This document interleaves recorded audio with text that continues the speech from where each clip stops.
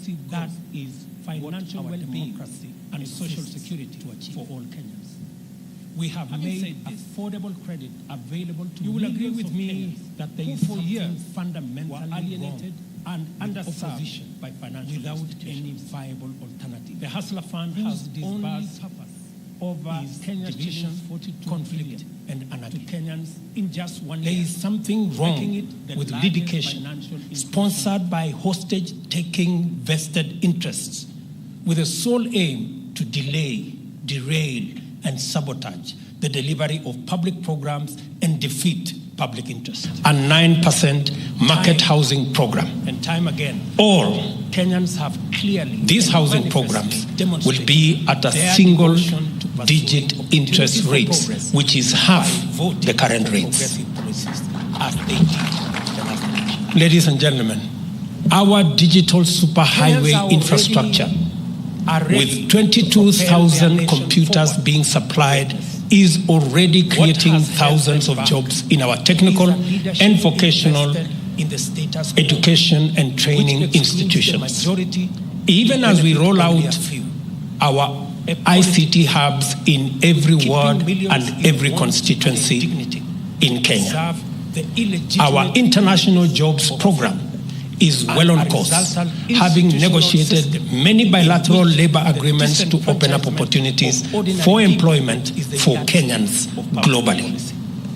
Our collective efforts have not only rescued us a new paradigm from economic paralysis, but propelled us towards a brighter future. There is an inevitable clash of ideologies at the moment that go beyond a mere conflict over choices.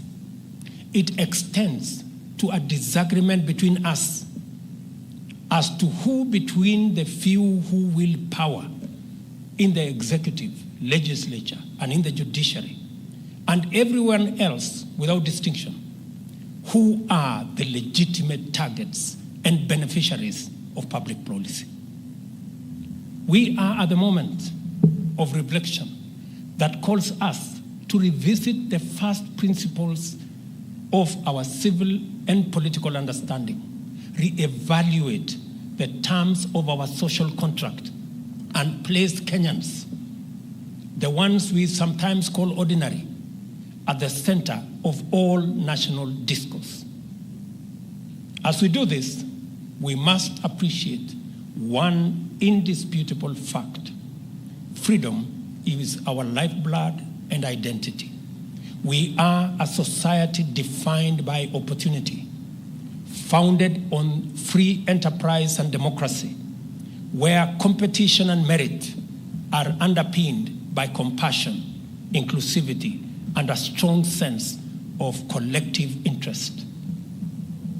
Public policy must therefore respect, uphold, and promote this fundamental character, enhancing our aspirations by ensuring that everyone, and I repeat, everyone must be seen and heard, and that no one, and I repeat again, no one is left behind.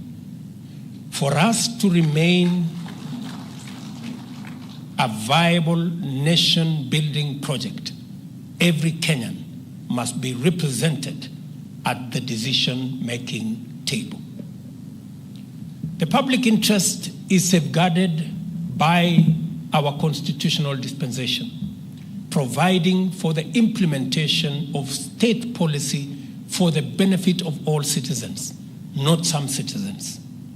This includes the implementation of social and economic rights, a progressive economy creating jobs and wealth, fighting corruption, controlling wastage, supporting public institutions, and protecting freedom and the rule of law. This perspective radically increases the number of possible winners and dramatically diminishes likely losers. Yet, every new way of doing things can threaten the privileges of a dominant minority and alienate the beneficiaries of an unjust system. Whenever this happens, ladies and gentlemen, their associates can attempt to hijack national institutions, turning them into anti-people weapons for a select privileged few and saboteurs of inclusive transformation for the majority. We are, unfortunately, at such a moment in our national history.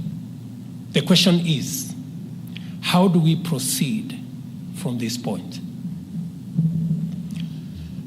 The people of Kenya have made great sacrifices to immensely facilitate us, their leaders, and all public servants, for us to do the very best that we can in making this country work for everyone and in making sure that our institutions protect and increase opportunities for wealth and employment for all. The people of Kenya have also invested in providing us, their leaders, in all arms of government with generous welfare and other benefits, including medical and housing benefits that they only dream of, in the expectation that we shall in turn safeguard their opportunities to access either commensurate, if not similar, benefits. We must recognize, ladies and gentlemen, the extraordinary privilege that has been bestowed on us to serve this nation as members of the cabinet.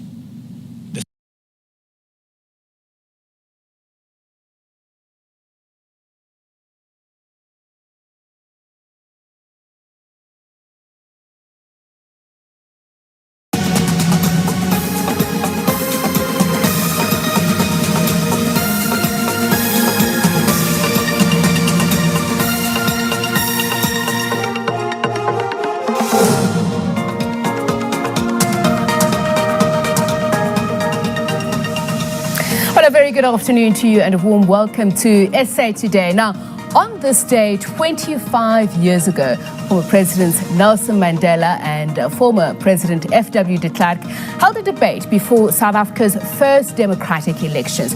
Today, we bring you back that debate and we asked journalist Freek Robinson, who was facilitating that discussion, Professor Susan Boyson, who is the Director of Research at Mapungubwe Institute, and political analyst Dr. Somadoda Figeni, to unpack the conversation, share their thoughts on how far the country has come since the 14th of April 1994. Now remember, you can also be part of the discussion using the hashtag SABC1994debate. The question we're asking you today is, how far has South African democracy evolved since 1994? Hashtag SABC1994debate. So let's take a look at that discussion now. Safaricom chapati